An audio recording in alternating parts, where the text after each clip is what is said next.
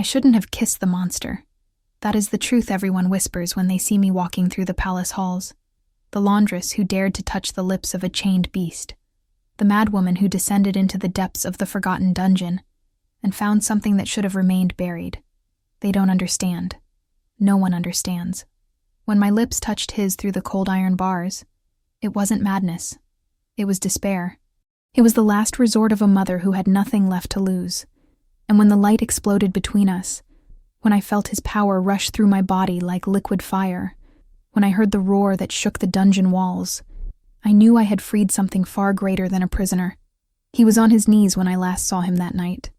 The Alpha King of Shadow's Reach, the most powerful creature ever to walk these lands, kneeling at my feet, with tears streaming down a face that hadn't seen the sun for 300 years. "Forgive me," he whispered, his voice rough from disuse. "Forgive me for frightening you." And my daughter, my little 5-year-old Maya, the girl who started it all by dropping half her sandwich down a ventilation grate, held his hand and said the words that changed our destiny. "Don't cry, Daddy Wolf. Mommy will fix you. They say I kissed a beast and turned him into a prince. The truth is, I kissed a prisoner, and he set me free." If you want to know how a laundress from the lower city ended up sitting on the throne beside the Alpha King, leave a like and subscribe to the channel. Tell me in the comments where you are listening to my story from. Come with me on this journey. This story is mine, but now it's yours too. It all began on a winter morning when I discovered that my daughter had befriended the monster living beneath the ruins. Winter in Shadow's Reach did not forgive the poor. I knew this better than anyone. I knew it from the way ice formed inside the cracked window of our rented room. I knew it from the steam that escaped my mouth with every breath, even beneath the thin blankets. I knew it from my hands, always red, always chapped, the skin broken by the cold and the cheap soap I used to wash the rich people's clothes. 32 years old, and my hands looked like they belonged to a 60-year-old woman. "Mommy?" Maya's voice snapped me out of my dark thoughts. She was sitting on the edge of our only bed, her feet dangling because they were still too small to touch the floor. 5 years old. 5 years of tangled brown hair and huge eyes that still believed the world was good. I would do anything to keep her believing it. "What is it, my love? Is today the day to wash Lord Cassian's things?" My stomach clenched at the name. "It is. I don't like him." Maya wrinkled her nose. "He smells like bad stuff. If only she knew how right she was. Lord Cassian Vane was the regent of Shadow's Reach, the man who had ruled the city since the last king had vanished generations ago. No one knew exactly what had happened to the royal family. The history books had been rewritten so many times that the truth was lost under layers of convenient lies. What I did know was that Cassian deliberately kept the lower city in misery, taxes that rose every season, laws that prevented us from prospering, guards who turned a blind eye when the rich abused the poor. And today, I would have to smile at him while washing his clothes stained with wine and cheap cologne. "You'll stay with Mrs. Morrow while I work," I said, helping Maya into her threadbare coat. "And then, when I get back, we can make carrot soup. How about that? With bread?" With bread. It was a lie. I wasn't sure there would be bread. The last payment barely covered the overdue rent, and the landlord was already threatening to throw us onto the streets. But Maya didn't need to know that. Maya needed hope. I left my daughter with the neighbor and walked through the icy streets to the communal laundry. The building was located behind the Vane mansion, a stone shed where women like me spent 12 hours a day scrubbing the dirt off the nobility. The smell of soap hit me before I even entered, that sharp odor that infiltrated everything. My skin, my hair, my clothes. I smelled like soap 24 hours a day. It was the smell of my prison. Elena. Cassian's voice made me freeze. He stood at the laundry entrance, his coat of fine furs contrasting obscenely with the surrounding misery. Blonde hair slicked back, eyes of an icy blue that never conveyed warmth. He was handsome, I supposed, if you ignored the cruelty lurking beneath the polished surface. "My lord," I bowed my head, as was expected. "I came personally to inform you about the new tax." He smiled, and the ice in his eyes spread through the air. "The residential occupation tax has been adjusted. Starting next month, all residents of the lower city will pay triple." Triple. The blood drained from my face. Sir, that's impossible. We barely manage to pay what is already due. Then I suggest you work harder. He shrugged, as if discussing the weather. Or find somewhere else to live. The ruins of the old courthouse are always available for the homeless. The ruins. The place no one went because they said it was haunted. The place Cassian had forbidden exploration of for decades. I am sure you will find a solution, Elena. He pronounced my name as if it were something dirty. Women of your class always do, don't you? He was gone before I could reply. I spent the rest of the day in a mechanical stupor. Scrub, wring, hang. Scrub, wring, hang. My hands bled where the skin had cracked open again, but I didn't stop. I couldn't stop. I needed the money. Triple. Where would I find triple? When I finally returned to pick up Maya, the sun had already set. Mrs. Morrow greeted me with a strange expression, somewhere between concern and curiosity. Your girl disappeared for a few hours, she said. My heart stopped. What? She came back before dinner, don't worry. But she was dirty with dust and talking strange things about a hungry monster. I found Maya sitting on the floor of our room, playing with a rag doll I had sewn from scraps. Maya, I knelt before her. Where did you go today? To the ruins, she said with the naturalness of a child who doesn't understand the concept of danger. There's a grating down there, and something that breathes. The ice in my veins had nothing to do with winter. What thing, Maya? The hungry monster. She looked at me with those huge eyes. It made a sad sound when I threw my sandwich to it. I don't think anyone has given it food for a long time. I should have been angry. I should have screamed, explained the dangers, forbidden my daughter from ever returning to that place. And I did all that, my voice trembling with fear. But that night, as Maya slept, I couldn't close my eyes. The hungry monster. Cassian had forbidden anyone from entering the ruins. Guards patrolled the perimeter. Stories of ghosts and curses had circulated for generations. Why? What was he hiding down there? And why, every time I closed my eyes, did I hear a distant lament that seemed to call my name?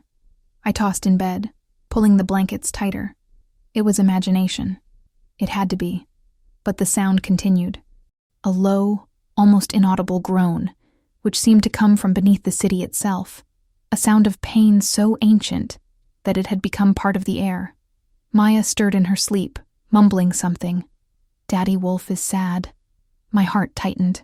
The morning brought more work and more worries. But as I scrubbed the clothes of the rich, my mind was elsewhere. In the ruins. In the monster. In the lament I couldn't forget.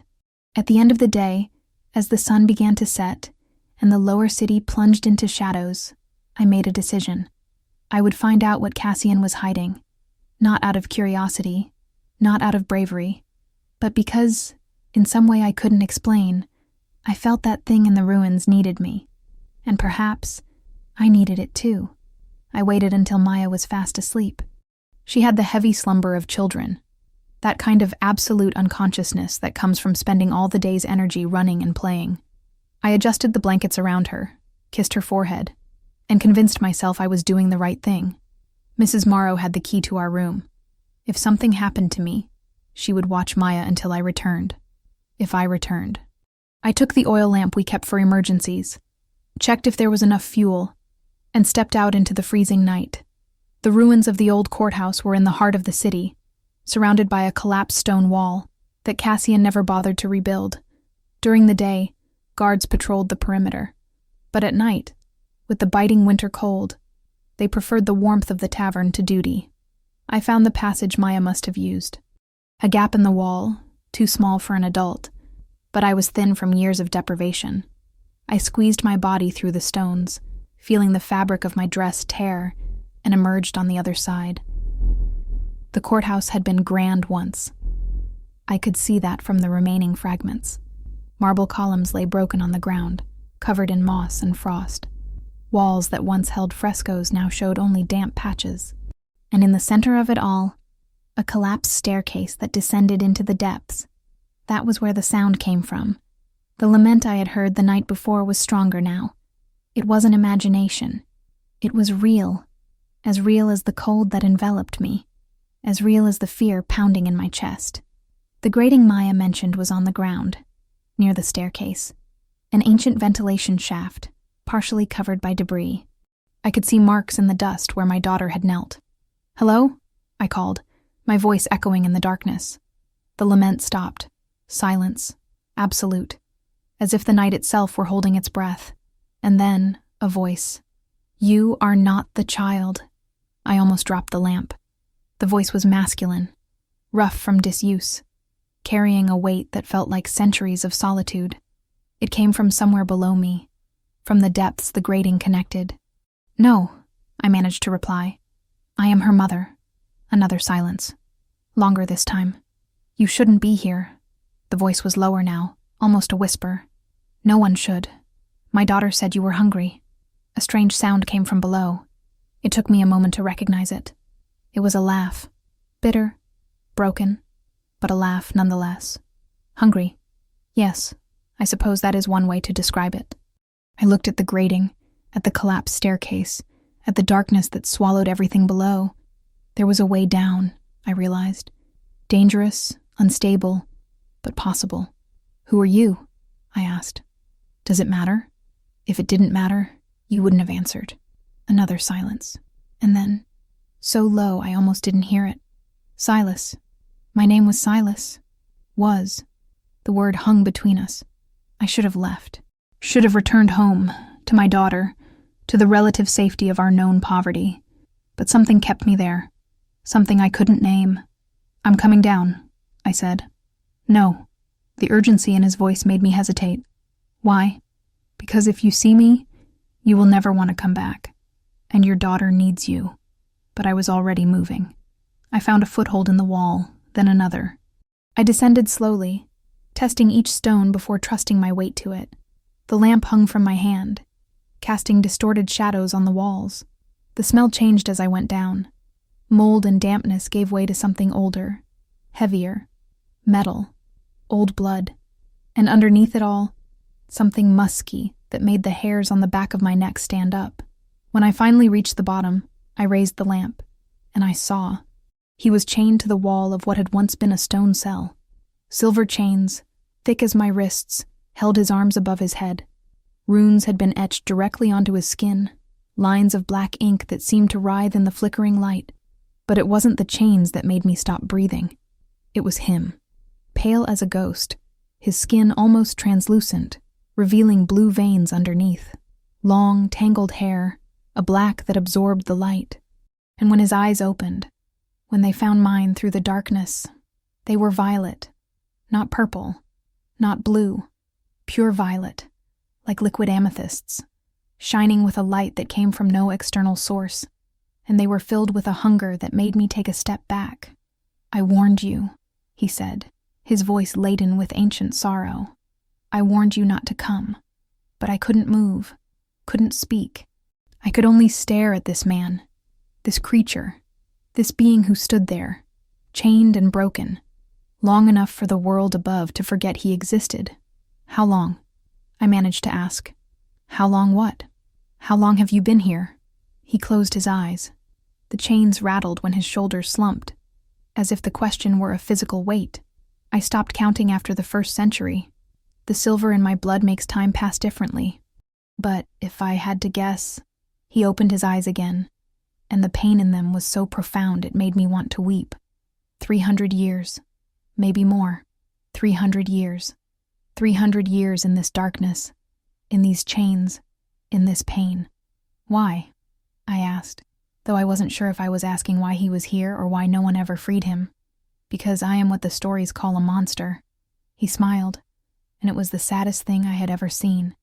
The last Alpha King of Shadow's Reach, the beast the Regent didn't have the courage to kill, but also lacked the mercy to free. King. The word echoed in my mind like a bell. "Cassian knows you're here." It wasn't a question.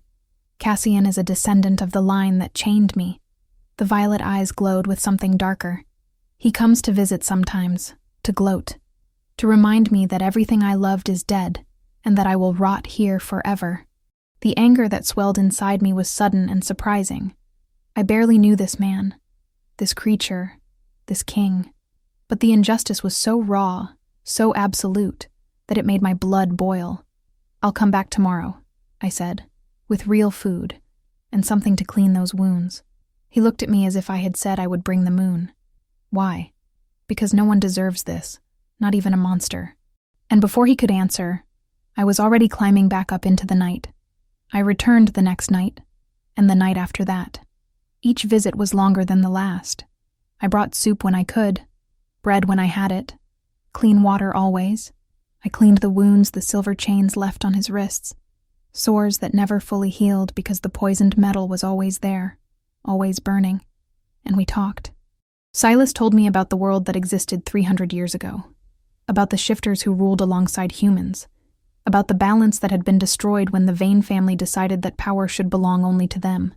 They waited until the new moon, he said one night, when our powers are weakest. They came with armies and silver and fire. They killed my mother while she slept. My father died protecting me, and you were chained. I was too young to kill, apparently, but too old to let live freely. He closed his eyes. Sometimes I wonder if death would have been kinder. Don't say that. He opened his eyes, and there was something in them that made me stop breathing. Why do you care, Elena? You have your own life, your own struggles. Why risk everything for a stranger in chains? It was a good question. One I had been asking myself every night. Because my daughter saw something good in you, I said finally. And Maya is never wrong about people. The silence that followed was different from the others. Heavier, more charged. Your daughter called me Daddy Wolf, he said, his voice strangely soft. The first time she brought me food. She's 5. She invents names for everything. But she wasn't afraid of me. Maya isn't afraid of anything. Sometimes that terrifies me. He laughed. It was a sound so unexpected, so unlike the constant pain I saw in him, that it made me smile involuntarily. You're not afraid either, he said. I can feel it. Your heart races when you're here. But it's not fear. My face flushed in the darkness. I don't know what you're talking about. Liar. But there was affection in the accusation. And when our eyes met through the bars that still separated us, I felt something I hadn't felt in a long, long time. Connection. On the third night, everything changed. I was cleaning a particularly deep wound on his wrist when I heard footsteps upstairs. Both of us froze. The voices were distant, but recognizable. Guards, discussing demolition. Lord Cassian wants the ruins torn down by the end of the week. Something about a new administrative building. And what's down there? Nothing important. Just rubble and rats. And then they were gone. I looked at Silas. He looked at me. Demolition, he said, his voice completely devoid of emotion. Finally, they will kill you. They will bury me. It's different. He tried to smile, but failed. The silver in my blood keeps me alive even when I don't want it to. Being buried under tons of stone won't kill me. It will just make eternity even more unbearable. No. The word came out before I could stop it. I won't let that happen. Elena, there has to be a way to free you. The chains, the runes, something has to have a weakness. The violet eyes studied me for a long moment. There is a way, he finally said, and there was something in his voice that made me shiver. But it is impossible. Tell me. The runes that bind me were meant to suppress my alpha aura. My power is locked inside me, inaccessible. He took a deep breath. Only one thing can melt the runic seal. What? The essence of a mate. I didn't know the term, but something inside me recognized its weight. What is a mate? The other half of a shifter's soul. The person destined to balance him, to complete him. He looked away. In 300 years, I never found mine. And even if she existed, why would she risk everything for a chained monster? The air between us became too thick to breathe. How does it work? I asked. The essence. How is it transferred? Elena, don't. How? He looked at me. And in the violet eyes, I saw something I hadn't seen before. Hope. Fragile, terrified, but present. A kiss, he whispered. The essence is transferred through a kiss. A kiss. The word hung between us like an ember in the dark. I should have backed away. I should have rationalized that this was madness, that I was just a laundress from the lower city, and he was a king of forgotten legends, that the likelihood of me being his mate was as small as the chance of snow falling in summer. But something inside me, something I didn't know existed, was screaming. What if I'm not? I asked, my voice huskier than it should have been. What if I kiss you and nothing happens? Silas closed his eyes as if the question were a physical blow. Then at least I will have experienced kindness one last time before the end. He opened his eyes again, and the pain in them was oceanic. I wouldn't ask this of you, Elena. Never. But if you are offering, I'm not offering. I moved before fear could stop me. I crossed the space between us, kneeling before him on the cold, dirty stone. I am choosing. He held his breath. Up close, I could see the details the darkness hid. The runes on his skin pulsed with a faint light, like embers about to die out. The chain scars formed patterns around his wrists, layers upon layers of accumulated pain, and the violet eyes, now inches from mine, contained universes of loneliness. You don't know what you're doing, he whispered. If the bond exists, if you are my mate, your life will never be the same. You will feel what I feel, carry part of my curse. My life is already a curse. I touched his face for the first time. His skin was cold, so cold it made me shiver. I work until my bones ache. I can barely feed my daughter. And now Cassian wants to throw us onto the street. My fingers traced the line of his jaw, feeling muscles that hadn't moved for centuries. If there is a chance to change this, to free you, and perhaps save both of us, I will risk it. Elena, do you want me to leave? His silence was my answer. I leaned forward. The distance between us shrank. Inches became millimeters. I could feel his breath now, shallow and trembling, beating against my lips like butterfly wings. If this doesn't work, he said, the words almost inaudible, promise me you will run, that you will take Maya and go far away before Cassian finds out. I promise. It was a lie. We both knew it was a lie, but it didn't matter, because the next instant my lips met his. The kiss began softly, hesitant. His lips were dry and cracked, marked by decades of thirst and abandonment. I tasted old blood and solitude, dust and despair. And then something changed. The heat started in the center of my chest, a spark that turned into a flame, that turned into a wildfire. I felt power rush through my body like electricity, climbing my spine, exploding in my mind. His eyes opened, wide with shock, and I saw the runes on his skin begin to glow, not the faint shine from before, an intense golden light, spreading like cracks of light through a dark shell. He groaned against my lips, a sound of pain and ecstasy mixed, and I felt his body arch against the chains. The light exploded. I was thrown backward, falling onto the stone floor. The air around me vibrated with an energy I couldn't see, but could feel in every cell of my body. And when I finally managed to open my eyes, when I managed to focus through the luminous spots dancing in my vision, Silas was different. The runes had vanished.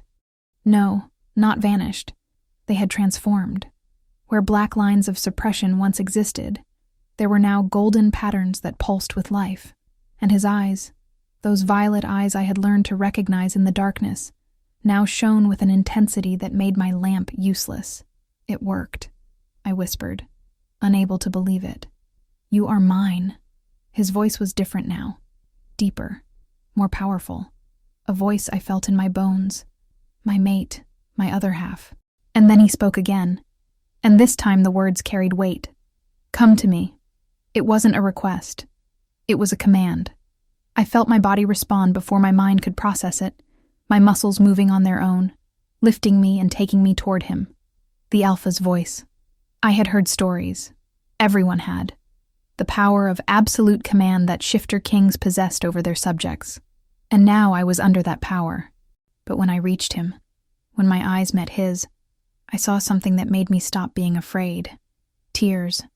Tears streaming down the Alpha King's face, shining golden in the light of the runes.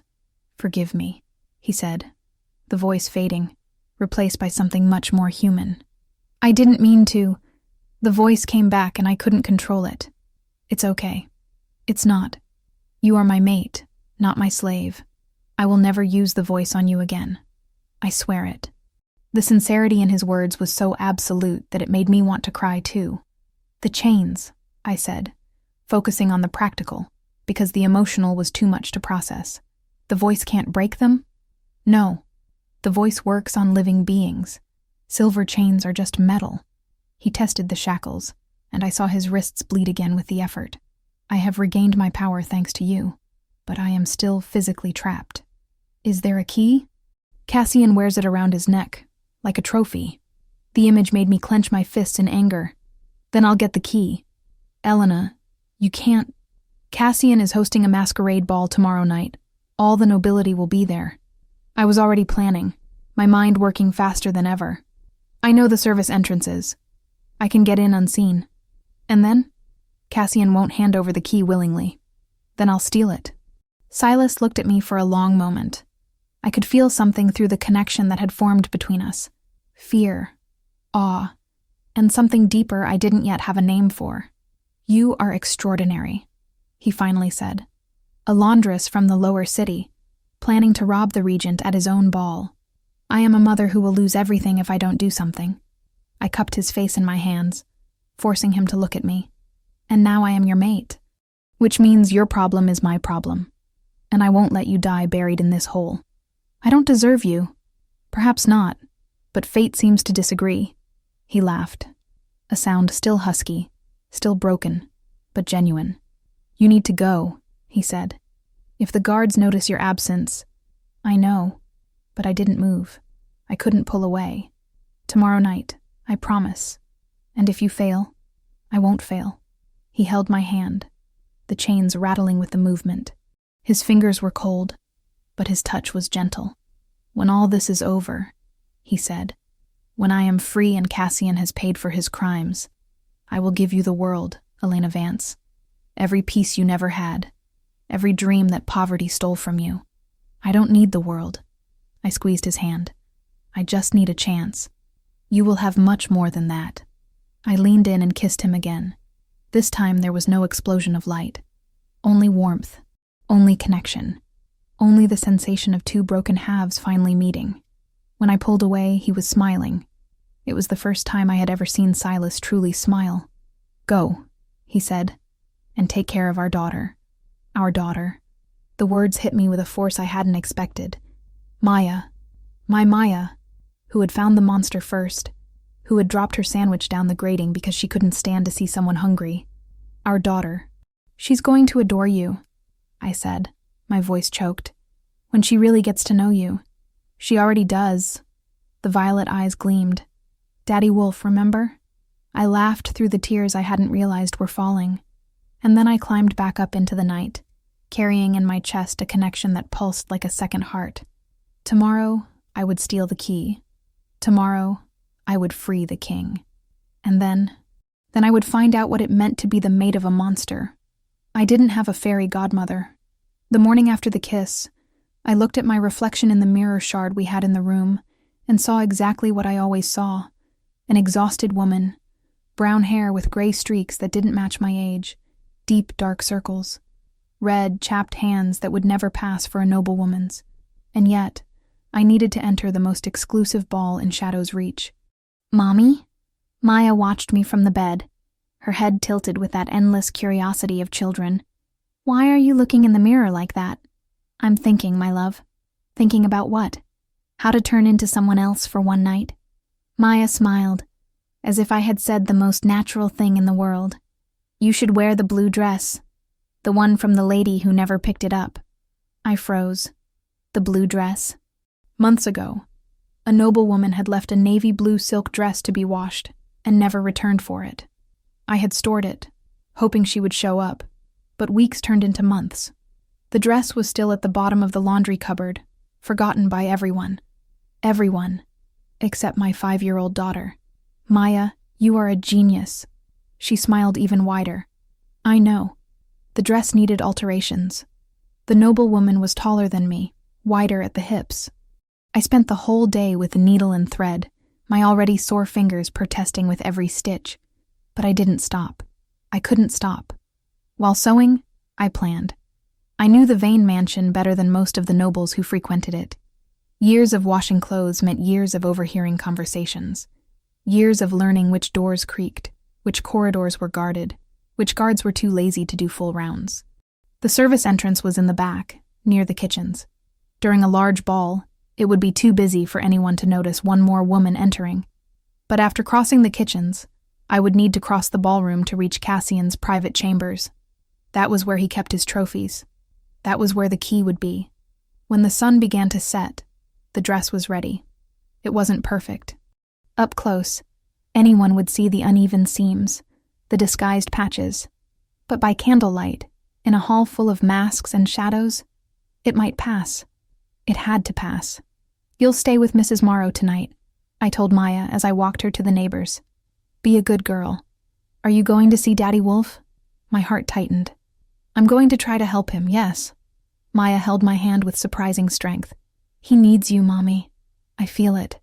She touched her own chest. "Right here."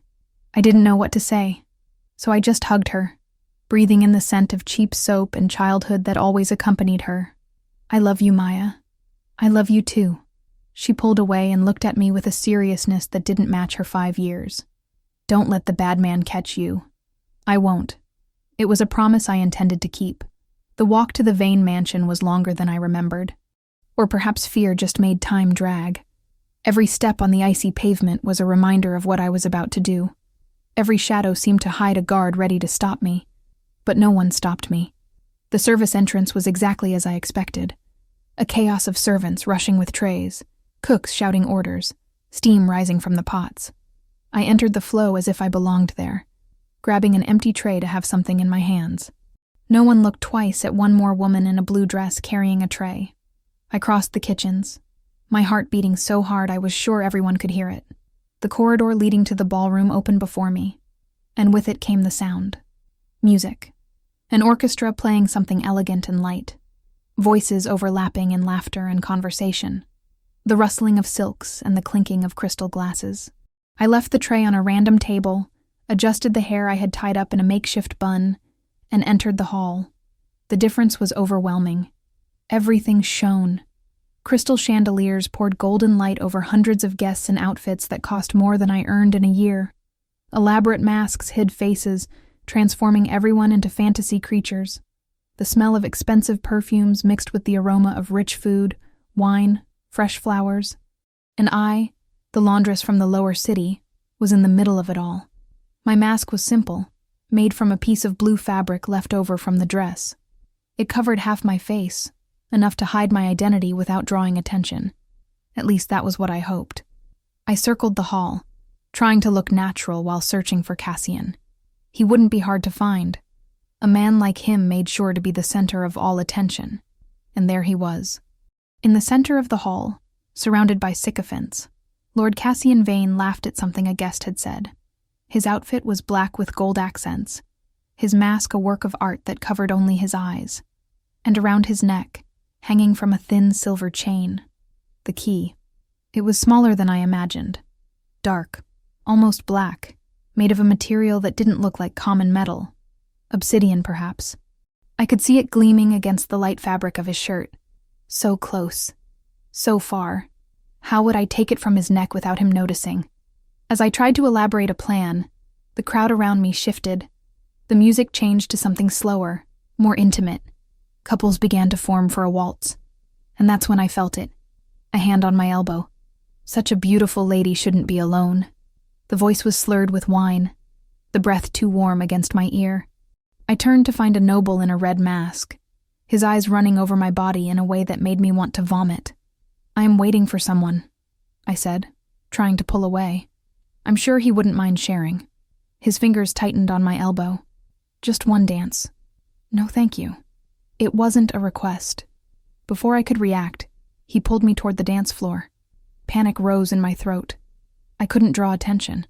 I couldn't make a scene. But I also couldn't let this man drag me wherever he wanted. The lady said no. The new voice came from somewhere to my right. An older woman, in a silver mask and red dress, looked at the noble with an expression of absolute disdain. "This is none of your business," the man growled. "I make it my business." The woman stepped forward. "Release her now, or I will personally inform your wife of your behavior." The noble turned red with anger, but released my arm. "This is not over," he muttered before disappearing into the crowd. I turned to thank my rescuer, but she was already moving away, vanishing among the guests as if she had never been there. There was no time to dwell on it. The interaction had brought me closer to where Cassian was, and when I looked again, he was watching me. The icy blue eyes studied me through the mask, an expression of curiosity on his face. He didn't recognize me, I could see that, but he was intrigued. And then he started walking toward me. Every step he took was a beat of my heart. I should run. I should hide. But my feet seemed glued to the floor. "I don't know you." It wasn't a question. "No, my lord." My voice came out firmer than I expected. "But I would like to." He extended his hand. "Dance with me." That wasn't a question either. And I, looking at the key gleaming around his neck, placed my hand in his. It would be an honor. Cassian's hand was cold, not the cold of Silas, which came from centuries without sun. This was a different cold, the cold of someone who had never known true warmth, the cold of a heart that only beat for power. He guided me to the center of the hall as the orchestra began a new waltz. Around us, other couples moved in elegant circles, but I could only feel his eyes on me, studying, evaluating, hunting. "You are not from Shadow's Reach," he said as we began to dance. I would know such an interesting face. "I am from afar, my lord." The lie came easily. A distant cousin of one of the minor families. I came only for the ball. A cousin. He smiled, but the smile didn't reach his eyes. "And which family would have the honor of claiming you?" "The Ashfords." It was the first name that came to mind. My father was the current lord's younger brother. He died when I was a child. An orphan then. His hand squeezed my waist in a way that made me want to pull away. I have a special fondness for orphans. They are so pliable. Disgust rose in my throat, but I forced a smile. "You are very kind, sir." "I am not kind." He spun me, and for one dizzying second, I saw the key dangle against his chest. "I am many things, but kind is not one of them." We returned to the initial position of the waltz. I could feel the heat of his body even through the layers of fabric. I could feel the strength in his arms as he guided me across the hall. He was a good dancer, I realized bitterly. He had probably spent his entire life learning to seduce. "You dance well for a distant cousin of a minor family," he observed. My mother insisted on lessons. Another lie. I had never had a dance lesson in my life. I was improvising, letting him guide me, praying not to stumble. "Your mother seems to have been a wise woman." She was. The music continued, and with it the torture. Every note was an eternity. Every spin showed me the key dangling from his neck, so close and so impossible to reach. I needed a distraction, something to give me an opening. "This ball is wonderful," I said, trying to buy time. "You must be very proud, sir." "I deserve the best." There was no modesty in his voice. "Shadow's Reach has prospered under my leadership. It is only fair that I celebrate." Prospered. The word made me want to scream. The lower city starving while he drank champagne and danced waltzes. Families being evicted so he could build new monuments to his own ego. Children working in factories to pay ever-increasing taxes. Prospered. "Have you ruled for long?" I asked, keeping my voice neutral. "All my life, and before me, my father, and before him, my grandfather." The icy eyes gleamed. The veins were born to rule. It is in our blood. "And the old kings?" The words escaped before I could contain them. "The stories speak of a royal family before the veins." His hand tightened on my waist. For a second, just 1 second, I saw something flash across his eyes. Something that looked almost like fear. "Legends," he said, his voice sharper. "Stories to scare children. The shifters were beasts that needed to be controlled. My family brought civilization to this land. Of course." I lowered my eyes in false submission. "Forgive my foolish curiosity." "Curiosity is dangerous." He spun me again, more abruptly this time. "Especially in pretty women." The moment was coming. I could feel it. The music was drawing to a close, and with it, my chance. I had to act now. "My lord," I said, letting my voice tremble slightly, "I feel dizzy. Perhaps the heat—" "You are pale." For the first time, something like concern crossed his face. Not for me, I knew, but for the scene a woman fainting in his arms would cause. Perhaps a little fresh air. Yes, of course. He began to guide me off the dance floor, and that's when I stumbled. It wasn't an elegant stumble. It was deliberate, calculated to look accidental. My body lurched forward, my hands grasping his coat to steady myself. A passing waiter's wine glass was knocked over in the process, the red liquid splashing across Cassian's chest. The chaos was instantaneous. "My dress!" a nearby woman screamed, splattered by the wine. "I'm sorry, my lord, I didn't—" The waiter bowed in terror, and in the midst of the confusion, while everyone was looking at the wine and not at me, my fingers found the chain around Cassian's neck. The tiny sewing blade I had hidden in my sleeve cut the chain in one motion. The key fell. I caught it before it touched the floor, hiding it in the folds of my dress in a single fluid movement. "My lord, forgive me." I feigned mortification, backing away. "I am so clumsy, Enough." Cassian's voice was pure ice. He looked at the wine on his clothing with a fury that made the air tremble. "Get out of my sight." I didn't need to be told twice. I turned and walked as fast as I could without running. My heart pounded so hard I could barely hear the music still playing. The key burned against my thigh through the fabric, an impossible weight for something so small. Almost there. Almost there. Almost there. The service exit was just meters away. I could see the door. I could feel the freedom on the other side. "Guards!" Cassian's scream cut across the hall like a blade. I looked back purely by instinct. He was standing in the center of the hall, his hand on his empty neck, his eyes sweeping the crowd with murderous rage. And then his eyes met mine. Recognition. Not as Elena, the laundress, but as the woman who had just robbed him. "Catch her!" I ran. My shoes were the first thing to go. I kicked them off as I sprinted, feeling the icy floor beneath my bare feet. The service door burst open with a crash as I crossed it, and then I was in the servants' corridors, running as I had never run in my life. Behind me, the sound of boots, shouts, the clang of swords being drawn. I knew these corridors. I knew every turn, every hiding place. I turned left, then right, climbing a narrow staircase that led to the back of the property. The back door was locked. No, no, no. The footsteps were closer now. Seconds. I had seconds. I looked around desperately and saw the window. Small, but sufficient. Without thinking, I threw myself against it, feeling the glass shatter around me, the sharp pain of fragments meeting my skin. And then I was outside. I fell into the alley awkwardly, the impact knocking the air from my lungs. But there was no time for pain. There was no time for anything but running. The night swallowed me as I sprinted through the streets of Shadow's Reach, my bare feet hitting the icy pavement. The key was still secure against my body. Cassian and his guards were still pursuing me. And somewhere beneath the ruins, Silas waited. I couldn't fail. I wouldn't fail. The ruins loomed before me, black against the night sky. I could hear the guards still behind me, their voices echoing through the empty streets. But I was closer. I knew the way. The passage in the wall tore more fabric from my dress as I squeezed through it. My hands were bleeding. My feet were numb with cold. But none of it mattered. The staircase leading to the dungeon was before me. I descended.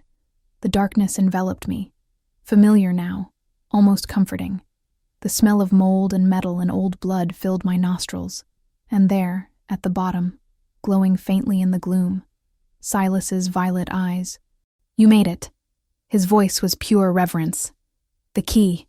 I gasped, pulling the object from its hiding place. "They are coming." Upstairs, I could hear the guards reaching the ruins. Shouts, orders, the sound of stones being overturned. My hands trembled so much I could barely hold the key. I ran to Silas, to the chains that had bound him for 300 years. The lock was ancient, corroded, but when I inserted the key, it turned. The sound the chains made as they fell was the most beautiful sound I had ever heard. Silas dropped to his knees, his arms finally free. For a moment, he just stayed there, looking at his own hands as if he couldn't believe they were his. And then the guards arrived. 6 of them, descending the staircase with torches and swords. They stopped when they saw Silas standing, when they saw the chains on the floor. The fear on their faces was palpable. "What?" the leader stammered. "What is that?" Silas lifted his head, and his eyes were no longer violet. They were red. Red as fresh blood. Red as 300 years of fury finally unleashed. "Run!" I whispered to the guards. "For the love of everything holy, run." They didn't run, and Silas attacked. I had never seen anything so terrifying, or so beautiful. Silas did not move like a man. He moved like a storm, like a cataclysm, like death itself dressed in pale flesh and red eyes. The first guard fell before even raising his sword, his neck twisted at an impossible angle. The second managed to scream, but the sound was cut off as claws that weren't there a second before tore out his throat. Blood. So much blood. I backed up against the wall, my hands pressed against my mouth to contain the scream that threatened to escape. The sounds were worse than the sights. The ripping of flesh, the snapping of bones, the groans that turned into wet silence. The remaining guards tried to flee. 2 managed to reach the stairs before Silas caught them. The others were not so lucky. When it was over, when the last body fell, Silas stood in the center of the dungeon. His breathing was heavy, ragged, more growl than air. The ragged clothes he had worn for centuries were soaked in fresh blood, and his eyes, those nightmare red eyes, swept the space as if seeking more prey. Then he saw me. I should have run. Every instinct in my body screamed to run, but my legs wouldn't obey. I was pinned to the wall, shaking, looking at the creature I had freed. Silas turned his body toward me and began to approach. There was no recognition in his eyes. There was no man I had talked to, who had cried when I kissed him, who had promised to give me the world. There was only hunger, a 300-year hunger finally set free. "Silas," I said, my voice trembling. "Silas, it's me. Elena," he growled. The sound vibrated in the walls, made the stones shake. He was just steps away now. I could feel his heat. I could see the blood dripping from his claws. I could smell the death that covered him. "You promised." Tears streamed down my face. "You promised you would never hurt me." He stopped. For a second, just 1 second, something flickered in the red eyes. A spark of recognition, a hesitation, and then he lunged forward again. "Mommy!" Maya's voice cut through the air like lightning. I spun around, horror freezing my blood. My daughter was standing at the base of the staircase, her huge eyes wide with fear, her small body trembling in the cold dungeon air. "Maya, no!" I screamed. Run away now." But Maya didn't run. Instead, she walked forward. Her steps were small, hesitant, but determined. She walked past the bodies without looking at them, past the blood staining the floor, past all the horror surrounding her, and she walked straight to where Silas was standing. "Maya, no!" I pleaded. Silas growled at her, and Maya, my little 5-year-old Maya, reached out and grabbed his bloody claw. "Daddy Wolf," she said, her voice soft but firm. "Stop." The silence that followed was the longest of my life. I watched Silas's body contract. I saw the struggle on his face, the beast fighting something deeper. I saw the red eyes flicker, waver, and then, slowly, begin to change. The red receded like the tide. In its place, violet returned. Not the brilliant violet from before, but something softer, more human. Silas looked at the small hand holding his, at Maya's huge eyes looking up at him without fear, and he fell to his knees. The sound that escaped him was not a growl. It was a sob. He folded in on himself, his shoulders shaking, his hands covering his face. The blood on his skin mixed with the tears that began to fall, and he cried, as I had never seen anyone cry, with 300 years of pain finally finding a way out. "Forgive me." The words came out ragged. "Please, forgive me. I didn't mean to. I couldn't control it." My legs finally moved. I crossed the distance between us and knelt beside him. Maya still held his hand, her little face serious as she watched the man-monster collapse. "Don't cry, Daddy Wolf," she said, the same words she had said when she first found him. "Mommy will fix you." Silas raised his face. His eyes met mine, and what I saw there broke my heart and rebuilt it at the same time. Shame, terror, and a love so desperate that it took my breath away. he started. No. I held his face in my hands, forcing him to look at me. You stopped. When it mattered, you stopped. Because of her. He looked at Maya. Not because of me. Because of her. Because of us. I squeezed his cheeks. You stopped for us. For your family. The word hung in the air between us. Family. You are my family, he repeated, as if testing the taste of the words. I have a family. You do. Maya smiled, that huge smile that illuminated any darkness. And families take care of each other. Silas looked at her for a long moment. And then he did something I didn't expect. He opened his arms.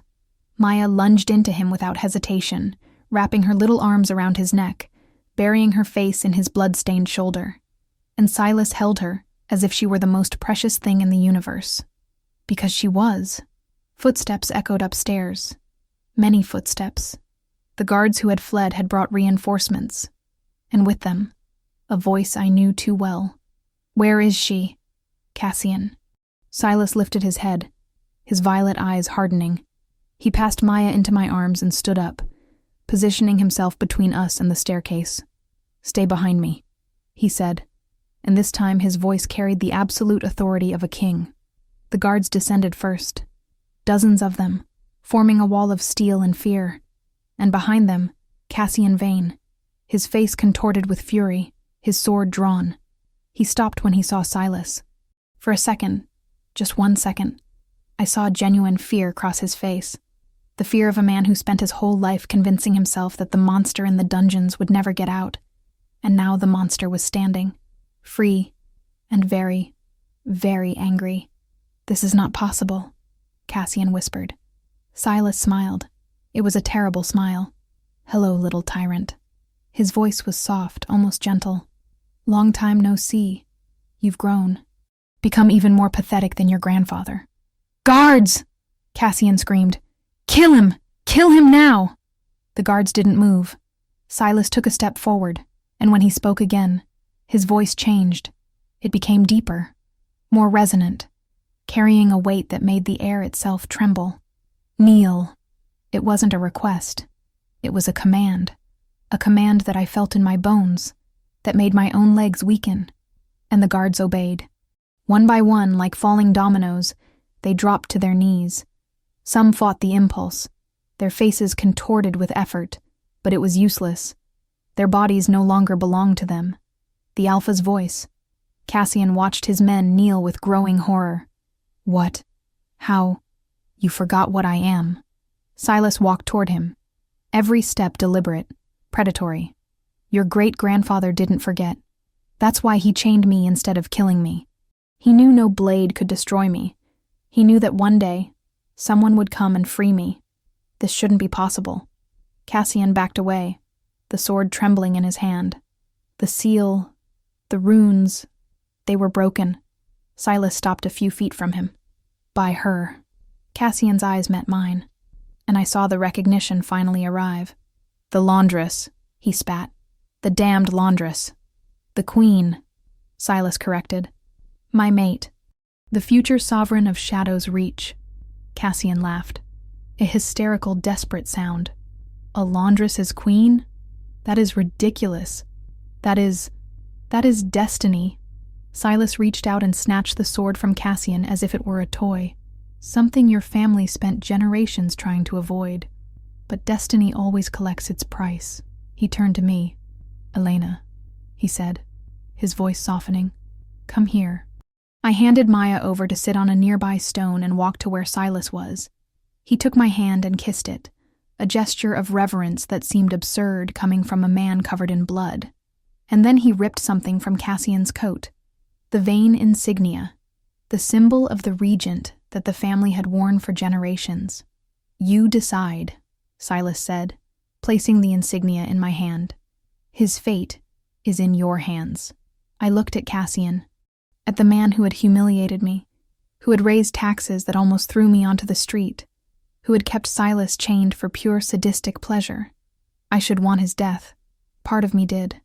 But Maya was watching me, and I didn't want my daughter to see me order an execution. Banishment, I said. To the lower city. Let him work as we worked. Let him live as we lived. Let him learn what it is like to have hands cracked with soap and a stomach empty with hunger. Cassian went white. You can't. She can. Silas's voice was final, and I support her decision. He turned to the guard still kneeling. Take him away, and spread the news throughout the city. The king has returned, and with him, his queen. The guards rose and dragged Cassian out. His shouts of protest echoed up the stairs, but no one listened. When we were alone, Silas turned to me.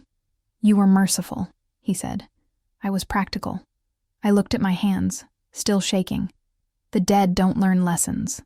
Even so, he touched my face with a tenderness that contrasted with everything I had seen that night. You are extraordinary, Elena Vance. I am a laundress who got very lucky. You are the woman who saved a king. He knelt before me, as he had when the chains fell. And if you allow me, I will spend the rest of eternity showing you how much you deserve it. Maya appeared beside us, holding both our hands. Are we a real family now? She asked. Silas looked at me. I looked at him, and both of us smiled. Yes, little one, he said. Now we are a real family. It took a few days for the city to believe it was real. The rich took longer than the poor. The lower city saw it first. Guards who once beat now hesitated. Tax collectors who arrived with less arrogance. The palace gate, once closed, now opening for food caravans descending toward the broken stone streets. And then came the announcement. A ball. Not a regent celebration ball. A coronation ball. Of the Alpha King of Shadow's reach. They said I needed a dress. I looked at my hands when Miri, the palace seamstress, brought me rolls of fabrics I had only ever seen from a distance. Silks, velvets, delicate lace like spider webs. Which color do you prefer, madam? She asked, calling me madam, with a seriousness that still made me want to look over my shoulder to see if she was talking to someone else. Any color, I replied, as long as I can breathe and run if I need to. She laughed, but her eyes measured my curves with keen professionalism. You will be dancing, not fleeing. You don't know my life, Miri. In the end, I chose dark blue. Perhaps out of stubbornness. Perhaps because it was the color of the first stolen dress I dared to wear in that house. Miri adjusted the fabric with skilled hands, covering the scars on my legs, respecting the broad shoulders that hard work had shaped.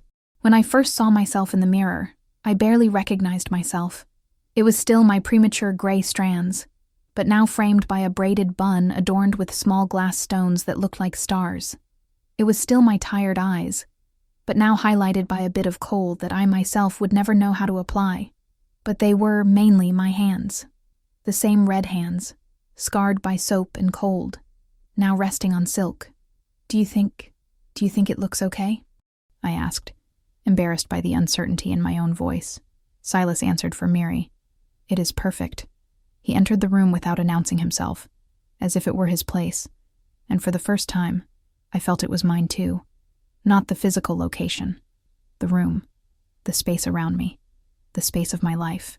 His violet eyes traced my body slowly, not with that wild hunger from the dungeon, but with something far more dangerous. Reverence. I didn't know soap could do that, he murmured. Soap didn't do anything. I forced a smile.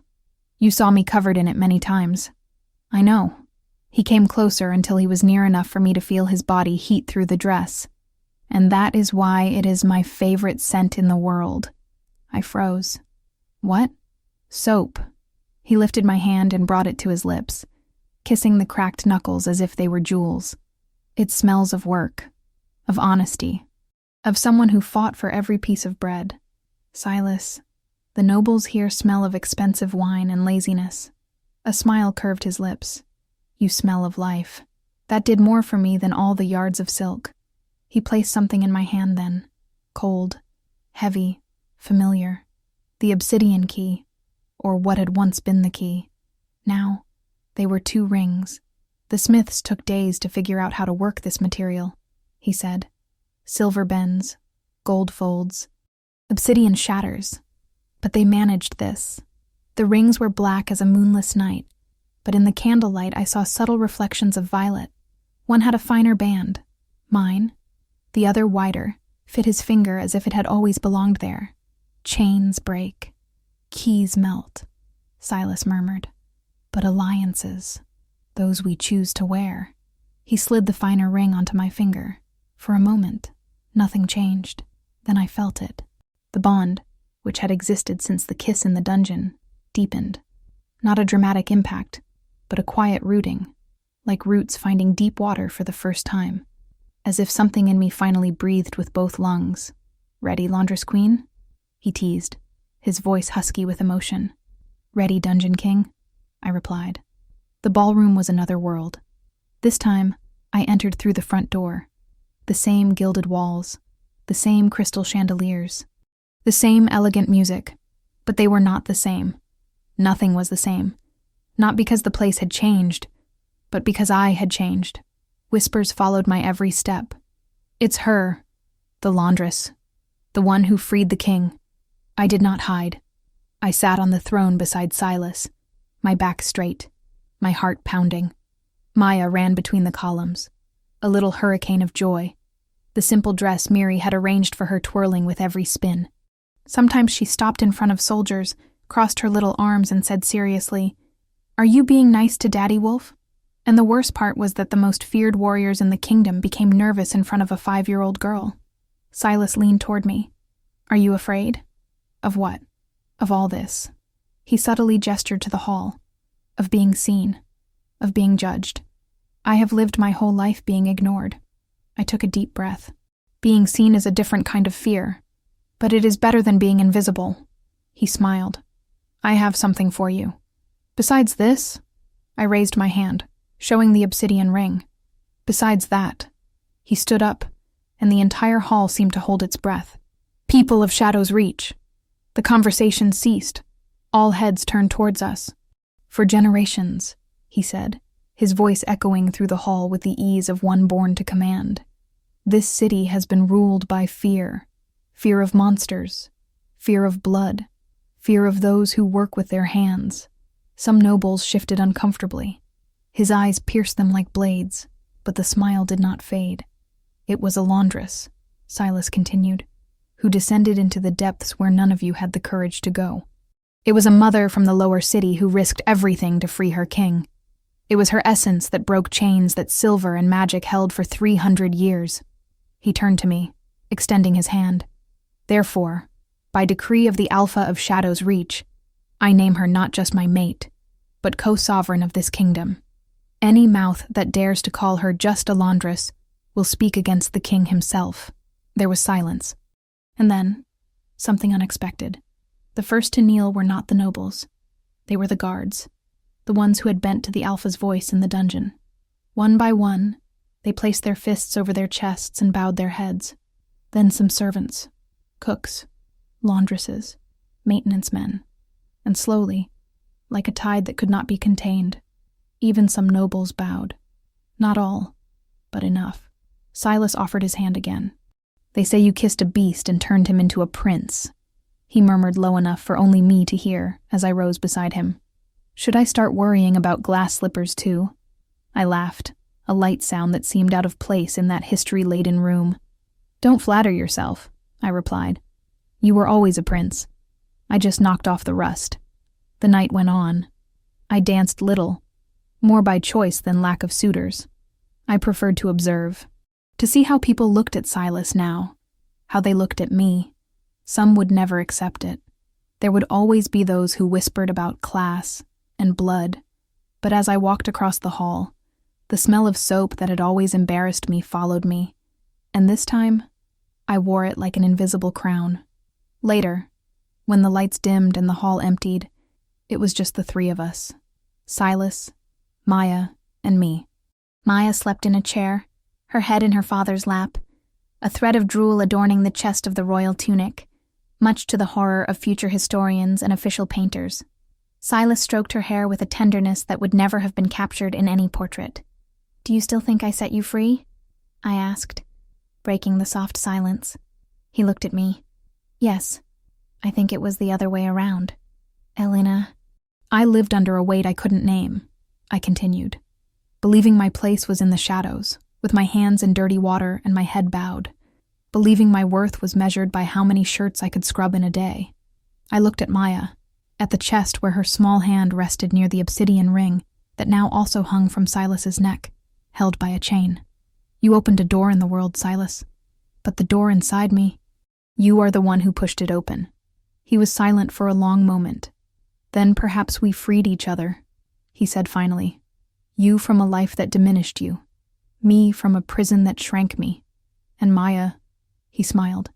Maya from a future where she would have to apologize for existing. I moved closer and kissed his temple. Then Maya's, in a line that felt sacred. They say I kissed a beast and turned him into a prince, I murmured.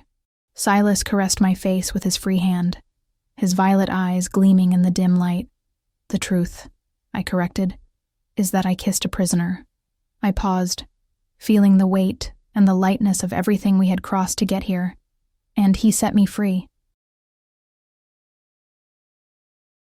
Thank you for being here and for joining me for another story. I truly hope you enjoyed it. If you want, leave your comment. I love reading what you feel and think after each episode.